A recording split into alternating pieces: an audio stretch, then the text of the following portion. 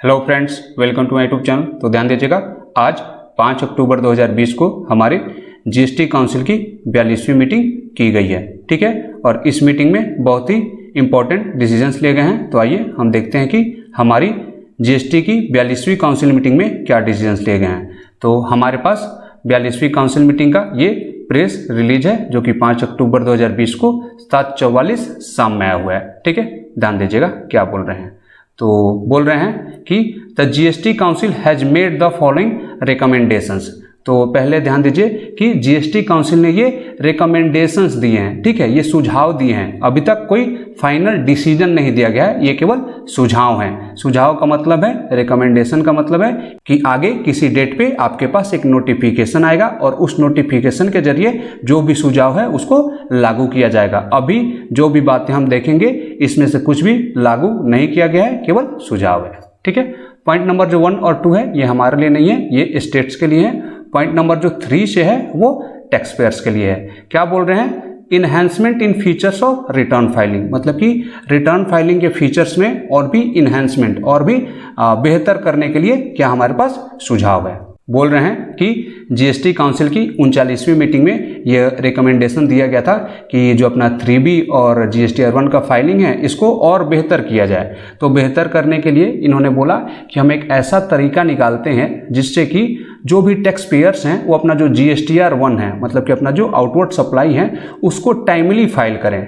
इससे क्या होगा कि जो भी बायर है या फिर जो भी रिसीवर है गुड्स के या फिर सर्विसेज है उनके पास टाइम से ITC अवेलेबल हो जाएगा। मान लीजिए कि मेरे सप्लायर ने समय से अपना GSTR 1 फाइल कर दिया तो वो तो फिर मेरे GSTR 2A 2B में शो करने लगेगा, मतलब कि मेरा ITC अवेलेबल हो जाएगा टाइम से।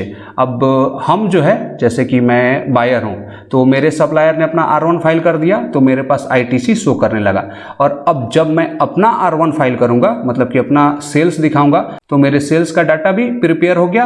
अब इससे होगा क्या कि एक तो मेरे पास ITC आ गया, दूसरा मेरे सेल्स का डाटा प्रिपेयर हो गया, और मेरे भी जो बायर्स हैं या फिर परचेजर हैं उनके पास भी मैंने जो सेल किया है उसका ITC टाइम से चला गया।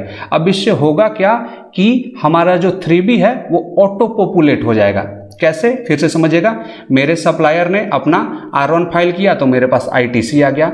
मैंने अपना R1 फाइल किया तो टैक्स का लायबिलिटी जो भी मेरा बन रहा था वो भी डिटेल्स चला गया। इससे हमारा जो 3B है, जहाँ की हम अपना टैक्स का लायबिलिटी मतलब सेल और ITC दोनों शो करते हैं, वो ऑटो पॉपुलेट होगा। तो अब ये इस चक्कर में है कि GSTR 3B को ऑटो पॉपुलेट कराया जाए। ऑटो पॉपुलेट कैसे होगा?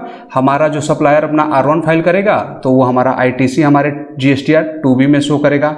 हम जो अपना R1 फाइल करेंगे तो हमारी जो टैक्स लायबिलिटी है वहाँ से उठ के 3B में हमारा सेल और टैक्स लायबिलिटी आ जाएगा।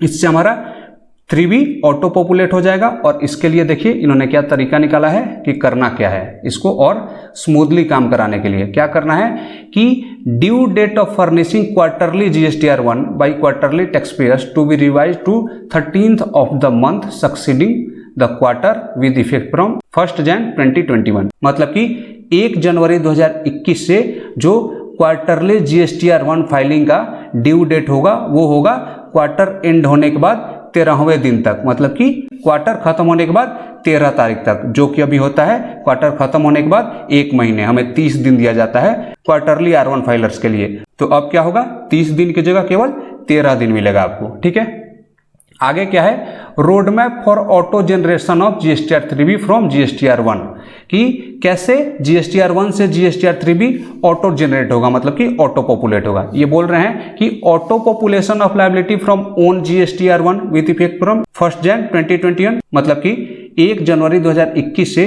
हम जब अपना GSTR 1 फाइल करेंगे तो हमारी टैक्स लायबिलिटी ऑटो पॉपुलेट हो जाएगी। इसके बाद क्या है कि auto population of ITC from suppliers GSTR 1 through the newly developed facility in form GSTR 2B for monthly filers with effect from 1 January 2021 and for quarterly filers with effect from 1 अप्रैल 2021। मतलब कि पहला पॉइंट फिर से सुनिएगा, हमारे GSTR 1 से हमारा liability auto populate हो जाएगा। वैसे ही जब हमारे सप्लायर्स अपना GSTR 1 फाइल करेंगे तो GSTR 2B की मदद से हमारा जो ITC है वो ऑटो पॉपुलेट हो जाएगा। और ध्यान दीजिएगा, वैसे टैक्स पेयर्स जो मंथली GSTR1 फाइल कर रहे हैं उनके लिए ये जो ऑटो पॉपुलेशन वाला काम होगा ITC का, वो होगा 1 जनवरी 2021 से, और जो क्वार्टरली फाइलर्स हैं GSTR1 के उनका ITC भी अब ऑटो पॉपुलेट होगा 2B के मदद से, और वो होगा 1 अप्रैल 2021 से। क्लियर है? तो इन 2 पॉइंट से क्या हुआ कि हमारे R1 से हमारा लायबिलिटी ऑटो पॉपुलेट हो गया और हमारे सप्लायर के R1 से हमारा ITC ऑटो पॉपुलेट हो गया। 3B में तो हमें बस यही चाहिए। आगे बढ़िए। In order to ensure auto population of ITC and liability in GSTR 3B as detailed above, Form GSTR1 would be mandatorily required to be filed before 3B with effect from 1st April 2021। देखिए सबसे important part यही है, ये बोल भी रहे हैं कि सही तरीके से हमारा ITC और हमारा लायबिलिटी GSTR 3B में ऑटो पॉपुलेट हो, उसके लिए आपके लिए मैंडेटरी होगा पहले GSTR1 फाइल करना। अभी क्या है कि हम 3B फाइल करते हैं पहले, या फिर R1 कभी फाइल कर लेते हैं पहले। कोई जरूरी नहीं है कि कब आपको 3B फाइल करना है, कब R1 फाइल करना है, मतलब डेट्स तो हैं, लेकिन पहले GSTR1 फाइल करना है कि पहले 3B फाइल करना है, ये कोई मैंडेटरी नहीं है। आप कोई भी पहले फाइल कर सकते हैं, लेकिन 1 अप्रैल 2021 से आपको GSTR 3B से पहले GSTR1 फाइल करना मैंडेटरी है। पहले आपको GSTR1 ही फाइल करना पड़ेगा ताकि हमारा जो ITC है और लायबिलिटी है GSTR 3B में ऑटो पॉपुलेट हो जाए। आगे क्या बोल रहे हैं? The present GSTR1 and GSTR 3B return filing system to be extended till 31 March 2021 and the GST laws to be amended to make the GSTR1 3B return filing system as the default return filing system. तो ध्यान दीजिएगा, अभी वाला जो हमारा present system है GSTR1 का और 3B का, मतलब कि 3B हमें मैन्युअली फाइल करना है खुद से डाटा डाल के, वो 31 मार्च 2021, मतलब कि ये जो सिस्टम है अभी वाला जो प्रेजेंट वाला सिस्टम, ये 31 मार्च 2021 तक ऐसे ही चलेगा। और बाद में हमारे GST लॉज को अमेंड किया जाएगा, किस लिए कि अब हमारा GSTR1 और 3B ही डिफॉल्ट रिटर्न फाइलिंग सिस्टम होगा। मतलब कि हमारा जो रिटर्न होगा वो केवल GSTR1 और GSTR 3B यही 2 रिटर्न्स होंगे रेगुलर टैक्स पेयर्स के लिए। तो इसके लिए हमारा जो है लॉ अमेंड किया जाएगा। आगे देखिए क्या बोल रहे हैं? वैसे स्मॉल टैक्स पेयर्स, मतलब कि वैसे छोटे टैक्स पेयर्स जिनका एग्रीगेट एनुअल टर्नओवर 5 करोड़ रुपए से कम है, ध्यान दीजिएगा यहाँ लेस देन का साइन है, तो 5 करोड़ रुपए से कम है, काउंसिल ने उनके लिए क्या रेकमेंड किया है कि उनको अब क्वार्टरली रिटर्न फाइलिंग का सुविधा दिया जाएगा। मतलब कि आपको अब मंथली रिटर्न फाइल नहीं करना है, चाहे वो 3B हो या फिर R1 हो, आप क्वार्टरली रिटर्न फाइल करेंगे, 3B भी क्वार्टरली और R1 भी क्वार्टरली। तो साल में आपको बस 8 रिटर्न फाइल करने हैं, मतलब कि हर क्वार्टर पे एक 3B और एक R1। लेकिन जो पेमेंट है टैक्स का, आपकी लायबिलिटी का, वो आपको करना है मंथली बेसिस पे। ठीक है, ये कब से लागू होगा? ये लागू होगा 1 जनवरी 2021 से। और ये आगे बोल रहे हैं कि जो भी क्वार्टरली टैक्स पेयर्स होंगे, ये 5 करोड़ से नीचे वाले, इनके पास एक सुविधा होगा कि आप जो है क्वार्टर के फर्स्ट 2 मंथ्स में आपके टैक्स लायबिलिटी का जो 35% अमाउंट आ रहा है उसको ऑटो जनरेटेड चालान के थ्रू पे कर दीजिए। ठीक है, चलिए ये जब सिस्टम लागू होगा तो हम इसको और अच्छे से देखेंगे। अभी इस पार्ट में थोड़ा सा कंफ्यूजन है। आगे देखिएगा, अब HSN कोड का भी रिवीजन हुआ है कि HSN कोड्स को कैसे आपको डालना है, कैसे डिक्लेयर करना है। बोल रहे हैं कि 1 अप्रैल 2021 से फॉर्म GSTR1 में आपको कैसे HSN डिक्लेयर करना है। कैसे करना है ध्यान दीजिएगा कि वैसे टैक्स पेयर्स जिनका एग्रीगेट एनुअल टर्नओवर ₹5 करोड़ से ज़्यादा है, उनको HSN या फिर SSC का 6 डिजिट, मतलब कि 6 डिजिट डालना है, चाहे वो गुड्स की सप्लाई कर रहे हो या फिर सर्विसेज की।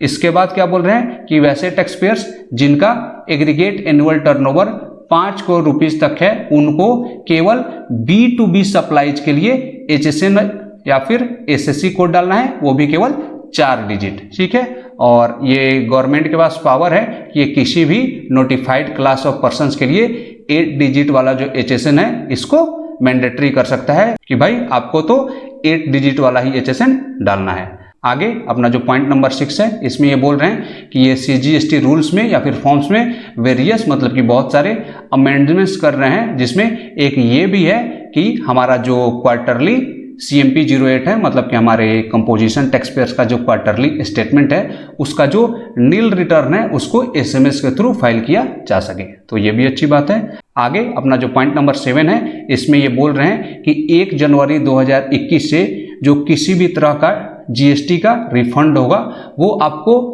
प्री वैलिडेटेड बैंक अकाउंट में ही मिलेगा, जिसमें कि आपका पैन और आधार लिंक होना चाहिए। आगे ये बोल रहे हैं कि सैटेलाइट लॉन्च की जो सर्विसेज हैं जो कि दी जाएंगी इसरो द्वारा या फिर अंतरिक्ष कॉर्पोरेशन लिमिटेड द्वारा या फिर NSIL के द्वारा, वो एग्जम्प्टेड होंगी, तो ये भी बहुत अच्छी बात है। तो बस इस प्रेस रिलीज में इतना ही है और आई होप कि जो भी बातें मैंने आपको बताई वो सारी क्लियर हो गई। तो अगर आपको मेरा वीडियो अच्छा लगा तो इसको लाइक कीजिए, मेरे चैनल को सब्सक्राइब कीजिए। Thank you watching my video.